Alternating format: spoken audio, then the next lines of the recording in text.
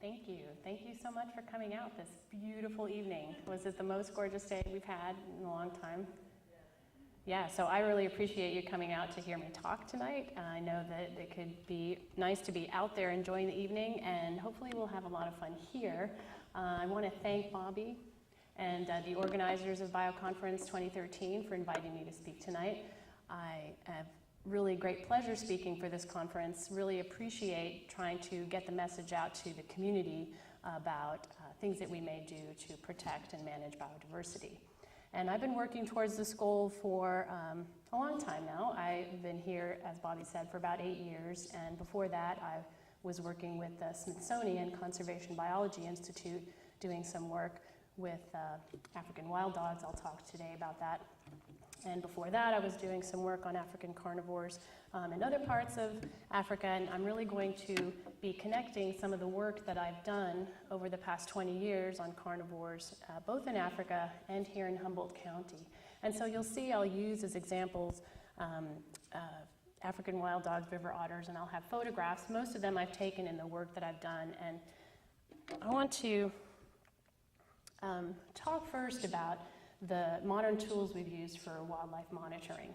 And I'm going to use, as I mentioned throughout the talk, these case studies of wild dogs and river otters along with some other examples. So you're probably familiar with the really exciting ways of monitoring carnivores. I'm going to focus today on carnivores because that's been a lot of the work that I do. But when we work with wildlife in general, we do exciting things like trap them and color them and put ear tags in. We can take blood samples. There's a lot of information you can get from getting your hands on wildlife. When I worked on my PhD on spotted hyenas in Kenya, we were starting and immobilizing all the members of the clan to get blood samples for genetic information. We put radio collars on to follow individuals throughout the area, monitor all sorts of behavior, reproductive, hunting, social, mating, and so forth. So this is a really useful tool for monitoring wildlife populations and getting a lot of information on understanding groups of wildlife. We can also capture wildlife and move them to captivity, and we can get a lot of information from them there. Here is a clouded leopard that was being bred in a breeding program at the Smithsonian Conservation Biology Institute. And this is really critical for this species because there aren't many left in the wild. And so bringing an animal like this into captivity to try and increase their numbers is a very important part of conserving and protecting this species. But as you can imagine, these are all really highly invasive methods. Now, I'm not criticizing these methods. I still use these methods, and they're still very important for getting information for wildlife species. Over the years, however, I've really tried to spend more time using non-invasive methods that aren't hands-on. That's really exciting to get your hands on animals. You can get a lot of information, but I think you'd be surprised at how much information you can get from animals without actually getting your hands on them. So you can do remote observation. You can, have we lost the, oh no, that's just me turning. I've got, and here again are my combining of examples. I've got Humboldt State students out watching elk up at the Little Red Schoolhouse. I've got colleagues watching hyenas out in the Masai Mara National Reserve in Kenya. And this is a great tool for just getting an understanding of what animals do. And I focus on the behavioral ecology of carnivores. I'm interested in how they interact with each other, how they interact with their environment. And so using purely observational tools is really, really useful. Here in the Northwest, where we study a lot of forest carnivores, we also use these track plate boxes. You may not have heard about these, but they're also a very useful tool for monitoring mid-sized carnivores that we cannot see. Either they live in deep forest, or they're mostly nocturnal, they're solitary. You get a little box, you put some soot on a plate, you bait it, put some sticky contact paper here. The animal walks in. Here's one set up at the dunes. I get undergraduate research projects to go out and monitor animals right here around Humboldt County. We used to, about 5 years ago, we actually set up these track plates all around campus. And what happens is an animal goes in, gets their foot all sooty, steps on the sticky paper to get the bait, and leaves these footprints. and you can see who's been hanging around: raccoons, cats, foxes, fisher, marten, whatever is your species of interest. You can also use these remote cameras that we're using a lot more these days, again, to monitor more elusive wildlife. I put this test one outside my house in Eureka. Here's Super Raccoon, who lived underneath my house. He wasn't quite as offensive as the skunk who lived there, but I've monitored about 6 different species that went around under the house there. Very useful for just monitoring species, presence and absence, and looking what they're doing and when their activity is. You can also use these hair snares, which you may not be familiar with. You put some form of barbed wire or some sort of sharp nails, again on trees or within a remote area. You bait it to bring an animal in, and you may have heard about the elusive wolverine that showed up in California a couple of years ago, and here's a picture of that male scent marking and rubbing and getting his hair on one of these snares, and then they were able to identify that in fact that was a wolverine from Idaho, just based on the genetics they could get from his hair. You can also use shed feathers, eggshells, and snakeskin to do some of this DNA and get information. I'm not going to spend a lot of time talking about that. I'm going to spend more time talking about scat surveys. So I've been kind of infamous in my arena for talking a lot about scat, and so I'm just preparing you that that's what we're going to spend a lot of time talking about today, because again, you'd be surprised at how much information you can get from animal scat. So let's talk about that. What can you get from an animal scat? You never have to touch the animal, and you can find out from its scat whether it's there or not.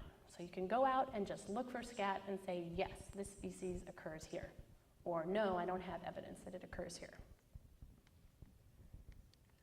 You can get an idea of its population size. You don't know exactly how many, but there's a lot of scat, there are a lot of them, and if there's not a lot of scat, there's not a lot of them. And you can compare areas. There's more scat here than there. You obviously need to have some information about how much the scat they leave behind, but you can get an index of population size, whether there are a lot or a few of that species of interest.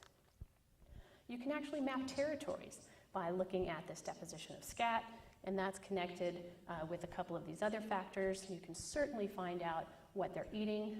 There have been lots of studies where they look at the scat, and you can examine the contents of the diet of species, whether they're herbivores or carnivores. You can look at parasites and disease. You can actually extract DNA from the scat, and you can look at hormones. So I've done many of these different methods using scat for a variety of the species that I've worked with.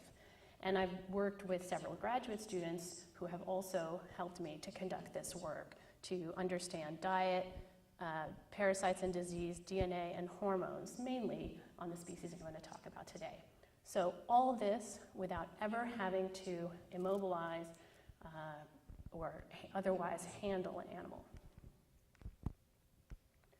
So I want to just mention that it can be kind of funny to spend a lot of time up here talking about poop, but I want to mention that it's pretty easy, generally, to collect scat from wildlife species. Every animal eats and leaves behind some of its deposits. Some are easier to collect than others.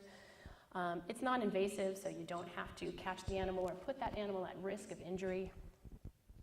And it's highly informative, so I don't expect you to be able to read this graph, but what I want to show you is that colleagues of mine have actually developed field tests where they can collect scat from moose in Montana or white rhino in South Africa and do a little shake and bake in the field with that scat, and they get a measurement of the progesterone in that scat, and if it's high, they know that female is pregnant. And if it's low, she's not pregnant. And then they look for the female to give birth or to have a calf, and they can look at success for those females. They can look at population increase rates, again, just by looking at the scat of these individuals. And you can also get repeated measures over time. So again, you're not looking, that's really light, you're not looking at what this graph is representing, but just so you know, if I were trying to collect blood samples from my individual every week, that would be a lot of immobilization, a lot of darting, a lot of putting that animal at risk. And yet I can collect a scat sample from my individuals every week and see what's going on throughout this individual's year or life or however long your span is. So the main point as I move forward with some of my examples is that it's pretty critical to choose the appropriate method that you need to answer your questions or to achieve your research objective. It's not that these methods are going to work for all wildlife questions or analyses. And usually a combination of approaches may be required. So while I try to maximize information obtained while minimizing risk to individuals, this means that sometimes invasive methods are required. So I can stand up here and tell you how exciting it is that when I work with an endangered species like the African wild dog, that it's great that I can collect scat every day and not have to immobilize it. But I have, in full disclosure, in order to find that pack of dogs every day, we have required radio collars, 1 or 2 radio collars on each pack. And in order to do that, we have to immobilize animals. And we minimize that risk by only doing it for 1 or 2 animals in the pack and not for everybody. So I use a combination of these methods sometimes, and other times we can just stick with non-invasive methods and you do what's going to be most useful in your situation. Okay, so here are my fun and exciting study subjects. Most of you are probably familiar with these animals. They're charismatic megafauna, African wild dogs. I'm going to spend some time talking about them. They're my main focus to characterize some of the work that I've done. And what's been fun since I arrived here at Humboldt State is I've pretty much transferred almost the same studies to the river otters. And so I'll talk about the river otter work kind of a little bit at the end to tell you how we can apply these methods to local species, to very different species, and yet we answer a lot of the same questions. So just to give you a little bit of background on the African wild dogs, they are endangered. There are about 5,000 remaining in all of Africa. Again, I don't expect you to understand this entire map, but know that they used to range over a very large area in Africa, and now they really are isolated in patches throughout the continent. And their threats to survival are similar as they are to other species in peril, shrinking habitats, persecution by humans, and disease. As the human population grows, our wildlife populations are at threat. And the work that I did is throughout this range. You can see I worked down here in South Africa where you don't see any green. And I've highlighted that here. Here's now South Africa at the bottom of the African continent, and then here's an enlargement of the province in which I worked.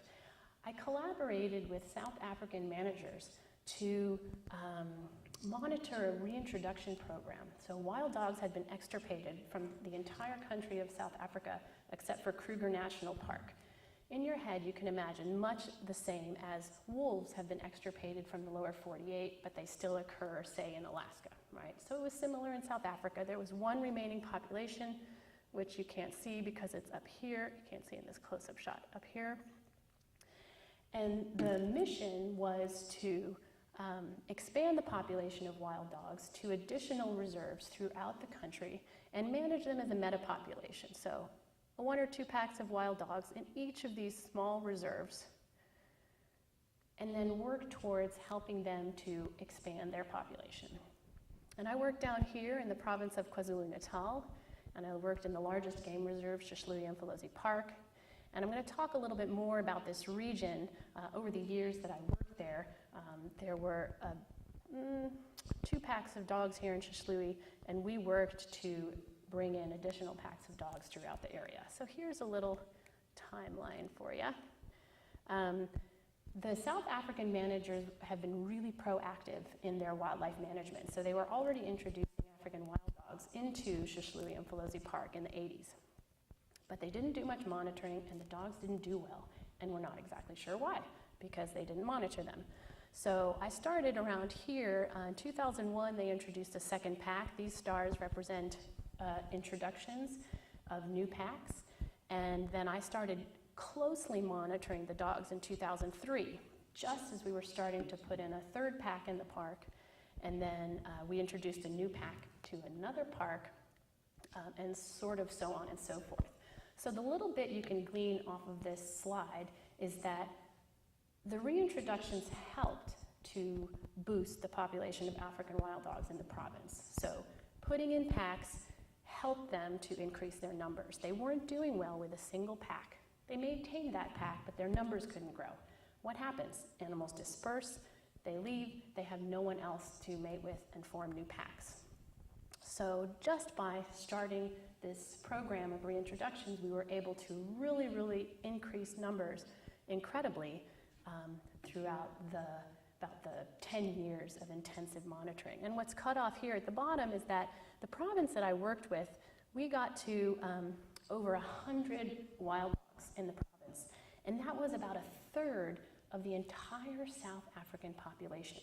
So the point was, what was going on in this area was very important to the conservation of wild dogs in South Africa. So overall, the research goals were to understand which of these dispersal conditions and these translocation practices were best for the future success of these dogs. And I went in to monitor and measure stress before, during, and after this translocation to see if we were mimicking what happens naturally. We also, my goal throughout my work has been to advise managers. So I want to learn something about my animals, and I want to help their future management and protection. And so we went in also, and I had a graduate student working on this project to evaluate the genetics of the wild dog population. You can imagine with such small numbers that inbreeding would be a real concern.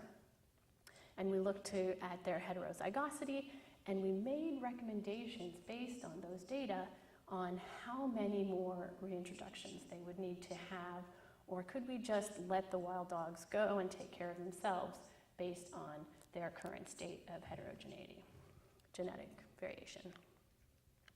And so just briefly a little bit about the methods. I mentioned that I'm not here to criticize darting, immobilization, collaring, and marking. It's certainly very useful. Here's a wild dog with a collar on. It was critical to me in the bushy habitat that I worked that I had one dog with a collar in the pack and I could find them every day. This is one of my Zulu research assistants. This is the kind of habitat we were working in. You really had to find dogs on the road. I was interested to find out how these dogs were doing. So this litter of 14 puppies was a great sight, right? And we had a couple of those large litters, and that's why our wild dogs, given the chance, given some additional reintroductions, did very well. They're very good breeders. And so I wanted to mention here, when I say it's easy, right? Animals eat, animals defecate. Turns out that if you're lucky, something like your carnivore will defecate in a prominent area, like the road, and my wild dogs did that a lot, or in latrines, like my river otters do.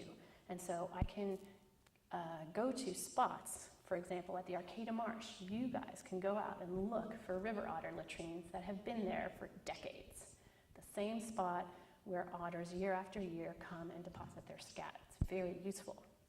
I also wanted you to note that I mentioned that these collars were important for locating the animals, but they were not important for identifying animals.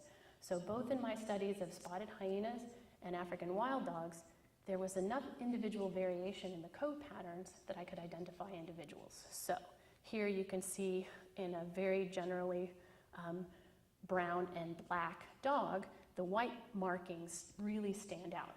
So this individual has a white spot here surrounded by black behind its shoulder, and this individual has a white spot that looks kind of like a ghost or an angel, right? So we named her Angel, and it was useful to be able to have these markings tied into their names because we knew about 100 individuals, and we used their coat patterns to identify them. So my point there is that external markings are not necessary. Ear tags, shavings, tattoos, those things that researchers put on are not always necessary if you can identify individuals.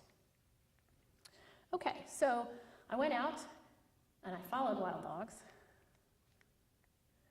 And for my known individuals, and I knew every individual in the entire province, I would collect fresh scat. Now that was important for a lot of different reasons. You want to get as fresh as you can, which is why I spend time following them and collecting scat off of the road. That's me.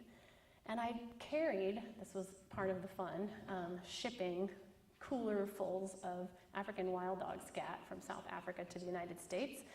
Brought it back to the National Zoo's Endocrine Research Laboratory where I did all the hormone analysis, and my grad student brought all of the, used all that scat and did the genetic analysis on the same individuals. And here's part of the process about freeze drying and crushing and extracting DNA and amplifying, which I'm not really going to get into today, but if you have any questions, I'm happy to answer them. I really want to get in the use of these tools for managing populations rather than all these methods. So one of my main interests was how we can reduce the stress of translocation. So let me give you an idea of some of the things we were doing. Maybe you can see here better. 13 wild dogs, special private charter, moved from one national park to another, sleeping with a vet who you can't see here in the back, monitoring these dogs for about 8 hours, anesthetized. That's a pretty stressful situation. Okay, if we want to try and not immobilize dogs, we can put them in a crate and carry them in the back of a pickup. Also fairly stressful for these animals. And after that, we keep them in an enclosure to get them habituated both to another group of dogs that we want them to form a pack with, and also for the area. So you may have this understanding that if you take an animal and move it somewhere else, it won't necessarily want to stay there. Right? So we keep them in an enclosure for a number of weeks in order to get them acclimated to the area as well as to each other. So we understand that this is a very stressful process, but I want to understand how to make it less stressful so that when we release them into a completely unfamiliar area, that they will go on to be successful. And by successful, it means the pack stays together, they produce pups, those pups go on to form packs and reproduce and be successful and so forth. So again, you don't have to get everything out of this figure. I want you to highlight a few things. This is a timeline. That's time relative to release of those dogs that I've brought in by plane. I've put them in an enclosure and I'm about to release them into a new park that does not have any wild dogs. And this, it's actually been cut off, is a measure of stress. Hormones, glucocorticoids, corticosterone, stress hormones that you can measure in the scat. I've extracted from all these known individuals. I've measured it in the laboratory using a whole variety of techniques, in this case, radioisotopes. And then I've averaged them for all of the individuals in the group. I can do this for adults and I can do this for pups, but this is for all the individuals in the single pack. And you'll notice a couple of things. One is that there's a lot of variation. So this kind of science gets criticized because, well, scat and hormones, and there's a lot of variation. But there are some really robust patterns too. What you see is that over time, animals have this pretty low baseline level of stress. These animals, here's 0. These animals are in an enclosure. Some people think that just being in an enclosure is stressful to our animals. And I tell them, well, here are these hunters, and they normally have to go out and hunt down prey and feed themselves and feed their babies, and we drop a carcass once every few days for them. They gorge on that, and then they sleep for 3 days. That situation isn't that stressful. Being moved to our enclosure, very stressful, whether you're by plane, by sea, by air, by sea, however you get there. Interestingly, the day of release is stressful. They get released from that area that they're very comfortable with, and all of a sudden, they have no idea where they are, and they're responsible for feeding themselves. And then you see another time of high stress. These, by the way, are weeks. So about 2 months in, 8 weeks in, there's another period of stress. The female had her pups soon after we released them, and they all died, and we don't know the cause. But I can see it in my data. And that's really exciting. So the take-home message here is that you can monitor some pretty extremely stressful events by looking at scat. And you may notice that there's a bit of a gap here. What happened is myself and my research assistants, were going into the enclosure to collect the scat from these known individuals. And at some point, they just started getting too comfortable and too curious about us. So we were not entering the enclosure. But the idea was that we had a pretty good baseline here. And what's interesting to me is that the animals returned to baseline within a week or two after release. Also very important for managers who want to know about how stressful this process was. Okay, so the idea is that we're trying to mimic what happens naturally by creating packs that animals would have formed in the wild in an artificial way so that we could help promote their populations. And also, what follows from that is we're interested to, again, the management of this population is more than just a reintroduction. I can tell you now, this reintroduction program was extremely successful. And what's interesting to look at afterwards is how is this stress influenced by competitors such as lions? So lions are the #1 killer of wild dogs. They're a real threat to wild dog populations. And we look at areas where there are lots of lions and areas where there might be not a lot of lions. We can also look at patterns of reproductive success, and now, like the wolves, the wild dogs are moving outside protected areas. So how is that influencing their stress and success in the future? These are questions that are in the works. I don't have answers for you yet, but these tools, these techniques can be used to answer these types of questions. Just a little bit on the genetics, for those of you who are eager to know, because it turned out to be very interesting when we looked at the wild dogs. We did see quite a bit of mating, we did see a lot of pup production, and we did use blood samples to make sure that our genetic analysis of scat was accurate, right? So we had a blood sample for an individual and a scat sample, and we would make sure that those genetic IDs matched. And we were able to screen nearly 200 samples from individual wild dogs. Some were blood and some were fecal. Oh, here we go, 113 individuals for these 18 polymorphic loci, microsats. Again, I don't want to get into the methods, but at this point, you should understand that that is a really high number. One of the challenges of working with our wild dogs is that these packs are families. So everyone in the pack is a brother, sister, mother, cousin, aunt, uncle. And so they're so closely related that you need a lot of these markers to be able to identify them. And that was very time-consuming and expensive, but we learned some really exciting things.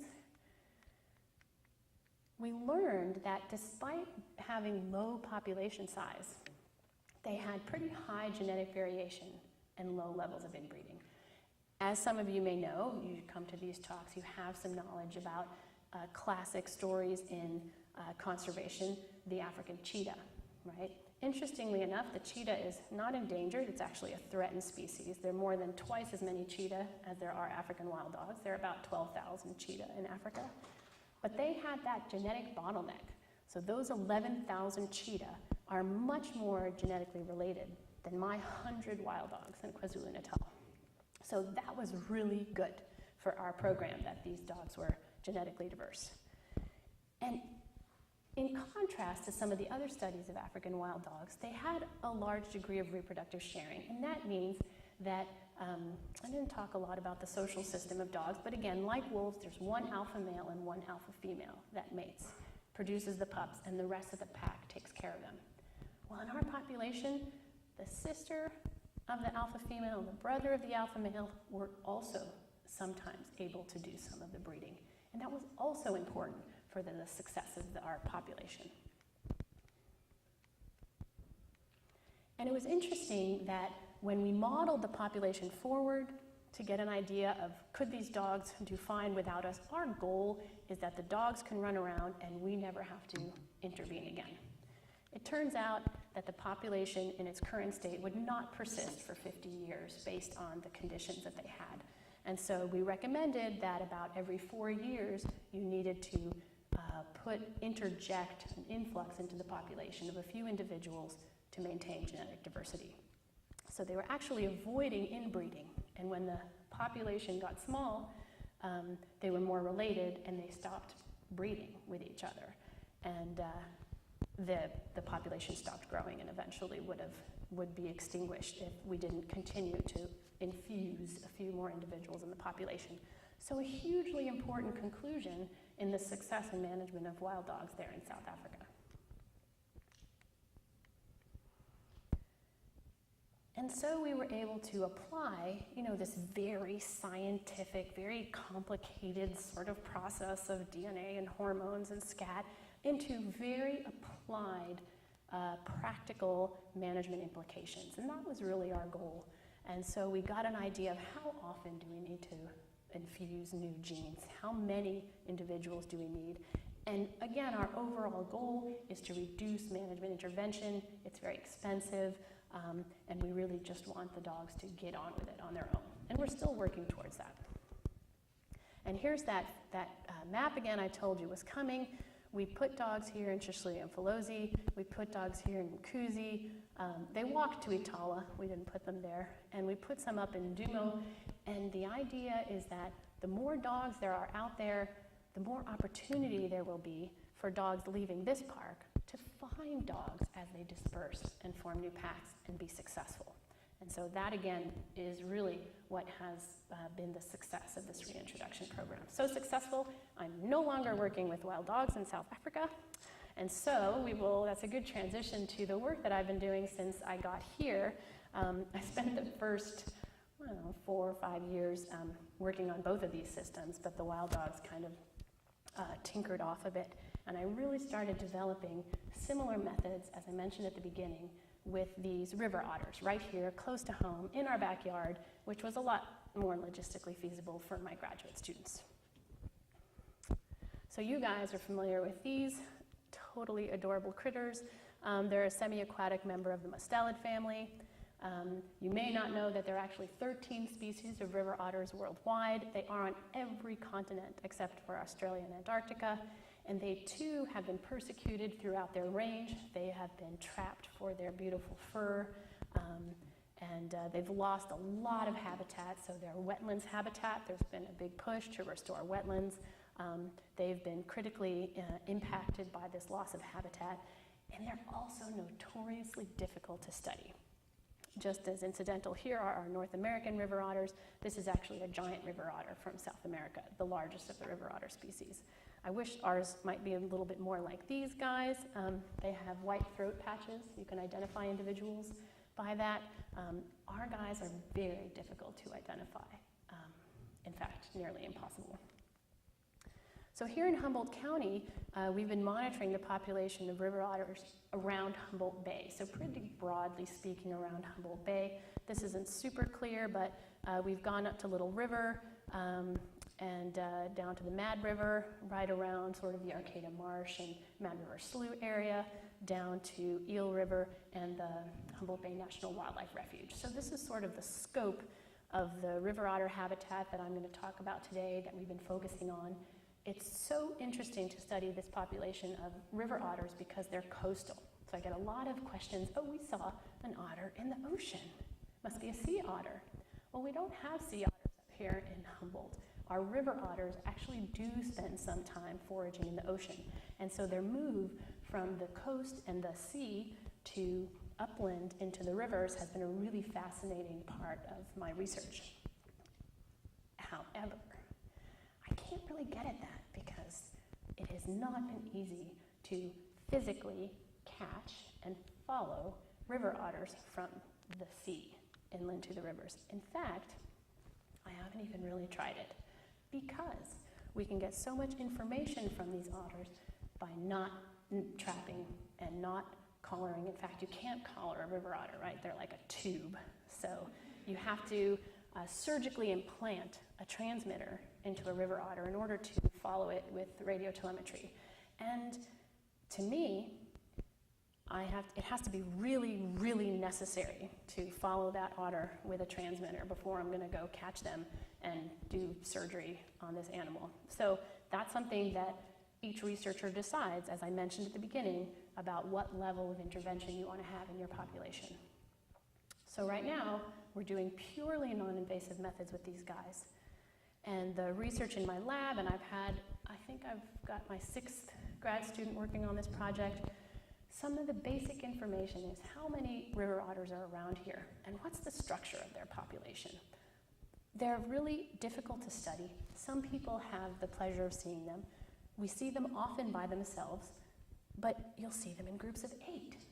So who is this? A female, her sisters, and her pups? We know they don't have 8 pups at a time.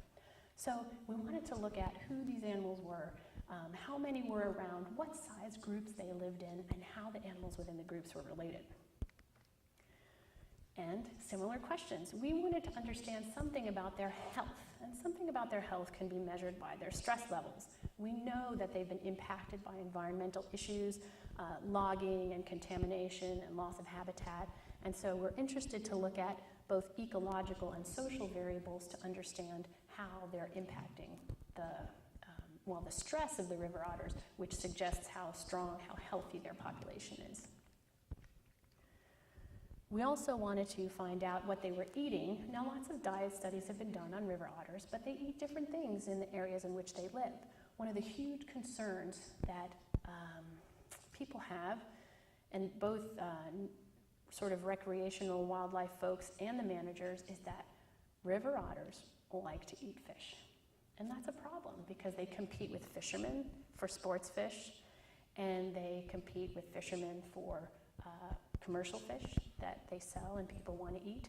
And so we actually set out to see what fish they were eating exactly, not just that they ate a lot of fish, because we know they prefer fish, but what species were they actually eating, and were they impacting very specifically the salmon population?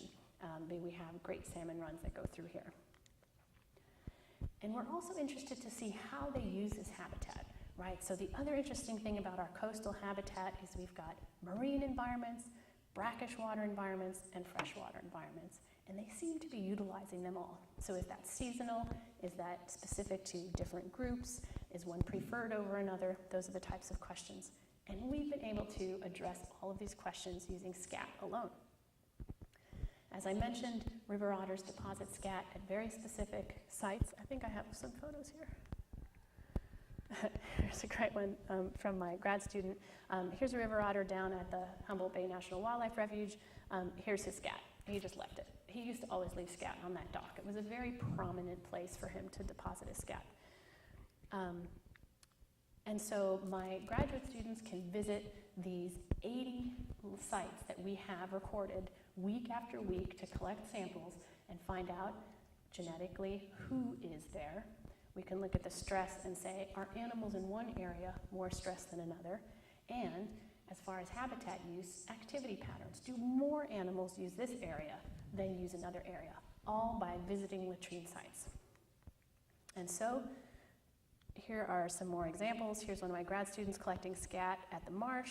Here's one in a more rocky area along the Eel River. If they're lucky, they got to see some otters, right? We're all trying to help and protect and manage otter populations, but we can do it all indirectly using these non-invasive methods. So these are results from my lab, so from a variety of students that were able to determine that there were 41 individuals that she could identify from scat. And this is really just around local Humboldt Bay, and we looked at density. So this number 40, you're gonna ask me, is that a lot, is that little? It's a pretty good number, and we have a very high density of otters around here. So we might say that the otter population is doing pretty well. We think that there are a lot of resources here. We're a migrating area for birds, and the river otters in our area take more birds, a greater proportion of birds than river otters do in other areas. And certainly the salmon is supplementing their diet, but they're not, conversely, they're not having a huge impact on the salmon fisheries here. So we could evaluate movement and group structure using DNA. Here's the most amazing thing.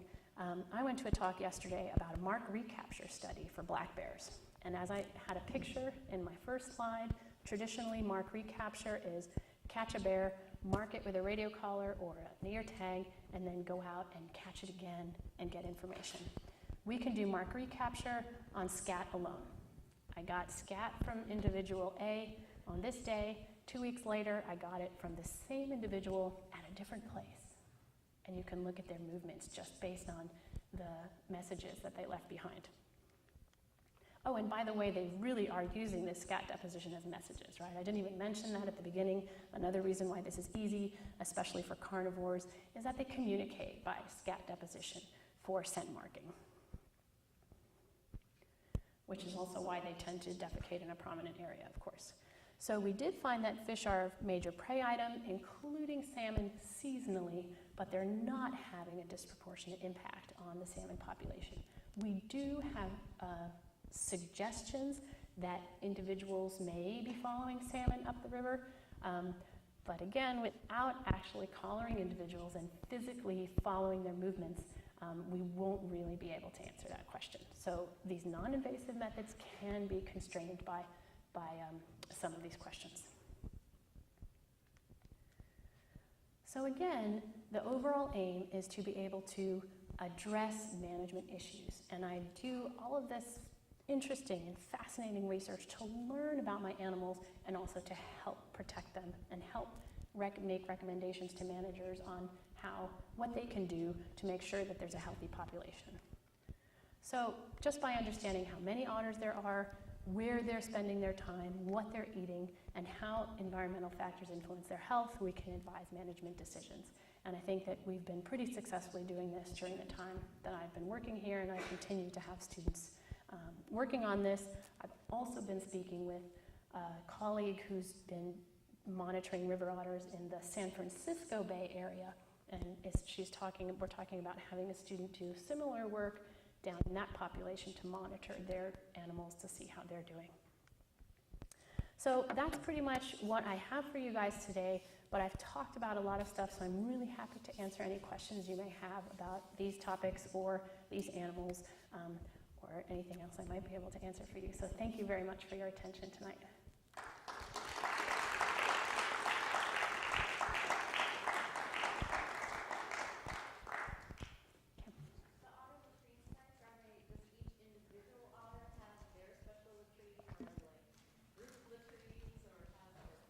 That's a great question. So if you couldn't hear that, Kim asked whether individual otters always visited the same latrine or were they group latrines.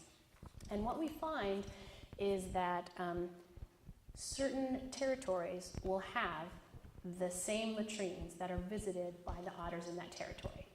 So for example, the otters at the marsh may have 6 latrines that they visit on a regular basis. Usually we think based on where they're foraging for the day. And so they are group latrines to the extent that multiple individuals might be within that group. So one group of otters in a home range may have multiple latrine sites.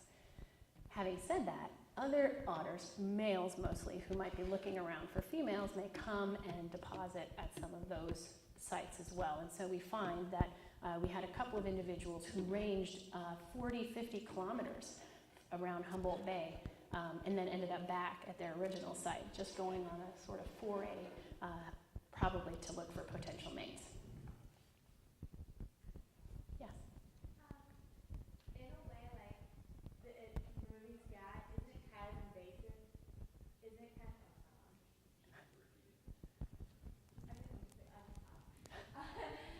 but like, you remove scat, isn't it kind of invasive still because, like you said, the carnivore scent marking? So once you remove that scent marking, now it's not there, and now they don't have that message between each other? That is a super great question. So if you didn't hear it, she asked that really isn't removing scat kind of invasive. And you know, when I first heard that, I kind of laughed it off. Hey, there's a lot of scat out there. I'm only catching a proportion of it, and I'm really not doing that much. But I've absolutely reconsidered, and I think that you're absolutely right, and we've worked towards minimizing that impact by actually not collecting the whole scat. And so that's been the way we've been able to address that. So we specifically collect about 3/4 of the scat, and depending on our study, whether we're wild dogs or otters, for the otters, we want to know that we haven't seen a scat before, so we'll mash it into the latrine to make sure we don't collect it again later. But I do think, especially for a latrine site, that if you go and pull out all the scent marks there, you're absolutely having an impact on the message that that animal is trying to leave. So we leave part of that scat there. So that's a great question.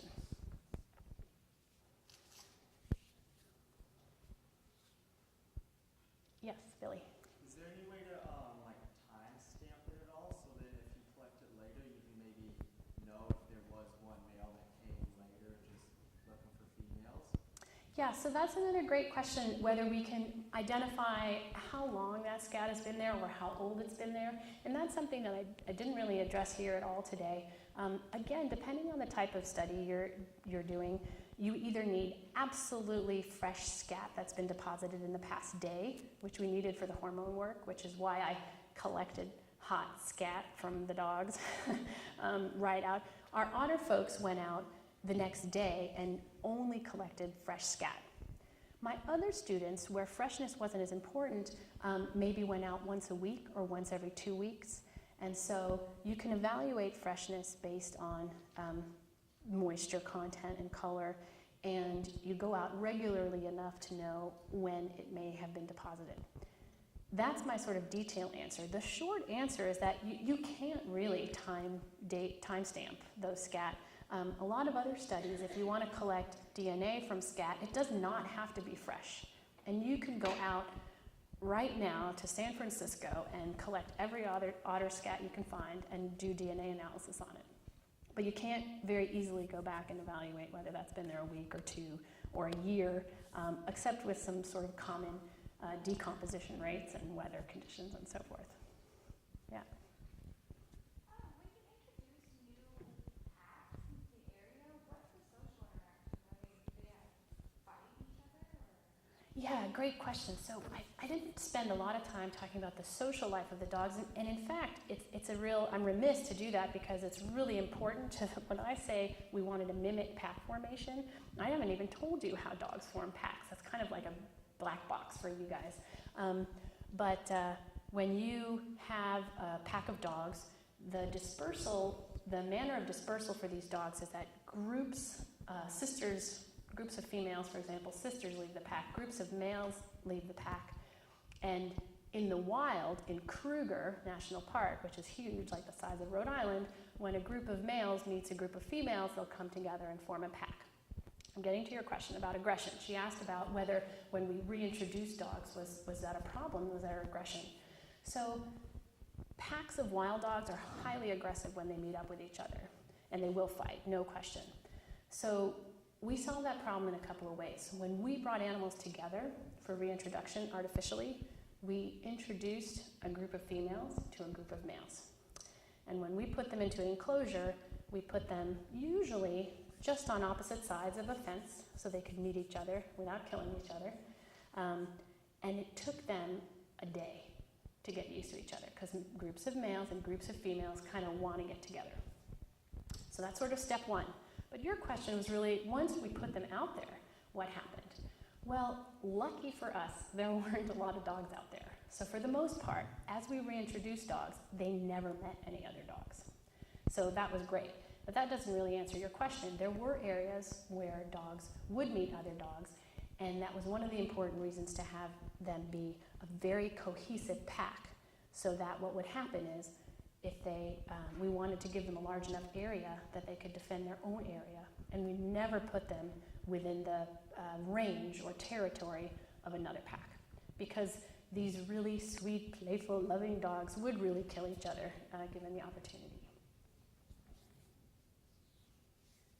Yeah. Would you say that the population of cheetahs, or at least the number of cheetahs, has a lower genetic diversity than the population of wild dogs in Africa? Is that what you said? Did I hear that correctly? That's sort of what I said. So she's asking about the relationship. I don't want you to quote me scientifically on the heterogeneity or genetic variation of cheetahs to wild dogs. I haven't done that analysis. My main point was that cheetah as an overall worldwide population are very inbred. They have low genetic variation.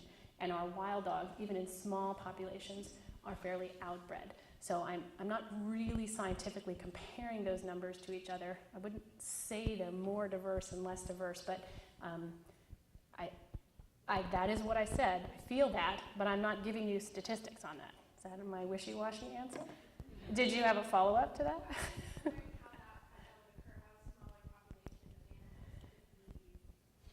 Right.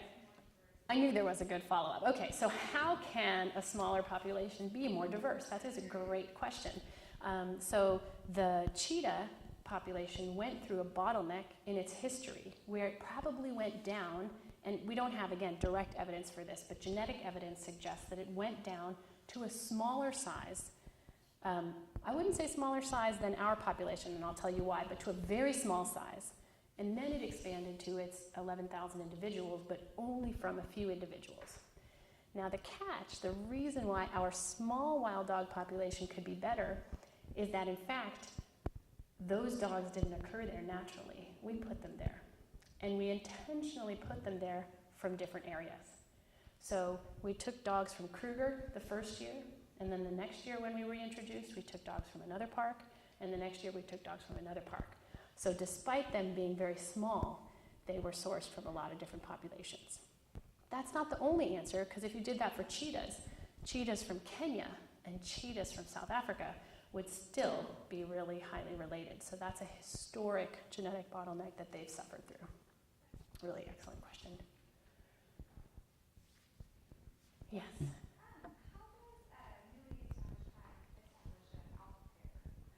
Great question. So this is all the joy and funs of African wild dogs. So when we put together, or when naturally, a group of sisters and a group of brothers come together, there are a couple of things that happen. First, in that group of brothers, when they disperse, we follow dispersal groups. It's something that we've been really interested in. There's very often a mild hierarchy. So for example, if the three brothers eat, you will notice that they all eat together, they all share. They're incredibly cooperative animals, but you have to work really hard. You might be able to see one animal is a little bit more dominant. And the same may be true for sisters. So that's sort of one area where there's a slight hierarchy. That can go straight out the window when males meet females. So you'll get different answers if you ask different people, but you're asking me, so I'm going to give you my opinion. When males and females come together, there are two issues that come. Already existing hierarchies. So this male says, I'm dominant, I'm getting whoever's alpha. And the sisters say, I'm dominant, I'm getting whoever's alpha. And you would predict that those top-ranking male and female from each group would get together. But I don't think that's how it happens. I think that if anything's driving it, the females are driving it. And there may be an alpha female who then is dominant, and she chooses that male who she wants to allow to mate with her. And so I think that getting together of individuals, of males and females, helps to form that pack. So I think it's a really complex answer to your question about how alpha males and females are formed within a pack. I think it's a combination of family hierarchy and mate choice, that mate preferences that determine that. Yeah, we introduced 5 males to this female and her pups. And we thought, who do we think is going to be the alpha male here, right? We had to predict. I think we were trying to figure out who we were going to put the different collars on. And we thought, oh, this guy, he's so tough and big, and we had observed him. We thought he would be dominant. And it turned out he ended up being the last guy on the totem pole there.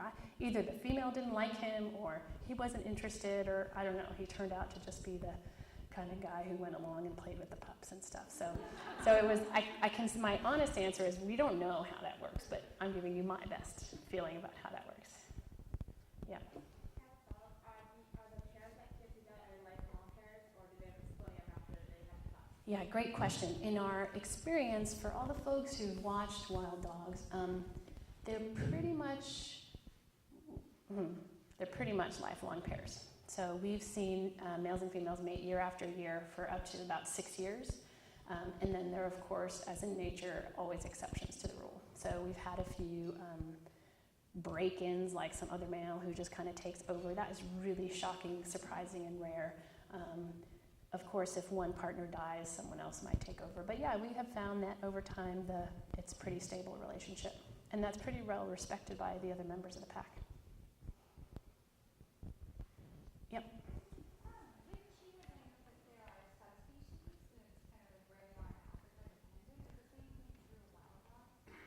Well, so, yeah, subspecies is another really good question. I'm not sure if they've really discussed classifying subspecies in cheetah. Do they have subspecific names? I haven't seen if they've gone that far, but let me give you, my answer on subspecies of these particular species. There are regional adaptations that we think animals have to their area. And so when we're involved in, I can hear the follow-up everyone's saying, when we're involved in reintroducing dogs to an area, we wouldn't want to go to Tanzania and pick up wild dogs and bring them down to South Africa and reintroduce them there. Because while I think they're completely the same species, I myself wouldn't go so far as to say they're different subspecies, but I would say it's very likely they have local adaptations that have become genetic that makes them better suited to their environment in Tanzania, and they probably wouldn't do as well in South Africa. And so we take only South African dogs to introduce into the population. Tanzanian dogs would bring in fresh genetics. That would be something that we would have considered, but we don't need fresh genetics, and so that's something we wouldn't want to do. So our dogs in general have very high genetic diversity, as I mentioned, so we don't talk about subspecies. We think they're all pretty unrelated, and so that there aren't really pockets of them in the way there might be of cheetahs because of their already small genetic variation. Yeah, in the back. I was wondering, when you guys had them in the enclosed area, how did you guys do it to feed them so that way they wouldn't attack you guys, or are they like, did they become friendly with you guys and stuff like that? Yeah, okay, so when we had animals in enclosures, how did we interact with them? So even that varies with location. So there were some places where there would be no human contact, and they would actually put up a screen, and they would literally hoist up an antelope on a wire and, like zip line it into the enclosure and have them not associated with people at all. In other areas, they would whistle for the dogs, and the dogs would come and they would throw an antelope so that when the dogs were released, they would actually come to the sound of that whistle so that they could monitor them. So the interaction between humans and dogs varies with the site of reintroduction. But a little note about wild dogs is they're completely not tame. So people have actually tried to raise wild dogs and keep them as pets. They are not like wolves, coyotes, foxes. No one has been successful at taming a wild dog. So in the enclosures, I mentioned they're habituated to us. The one pack that we had in the enclosure for a long time started out with pups. And so pups, these people come in, they feed them, they wash out the water troughs, they cut down the trees. People are around, they're not afraid of them. So we never took them to be tame. In fact, we found that the pups' curiosity was dangerous, right? Because they weren't afraid of us, and yet they were still very wild. So we really tried to maintain a distance, and as soon as they started getting curious, we stopped going into the enclosure. And as soon as dogs were released, they were completely wild again. They had not lost any of their hunting ability. My favorite day was the release of one of these packs. It was all big media release and photos and videos and cameras, and within 10 minutes of being released, the pack are chasing an antelope right over the road. It's like you couldn't have planned it better. So even the dogs who responded to the whistle when they were released managed very well on their own there. So they kept pretty wild. I think that we're out of time for now, so we're going to let folks go. But I'll stay for a few minutes if you have any other questions. So have a very pleasant evening. Thank you.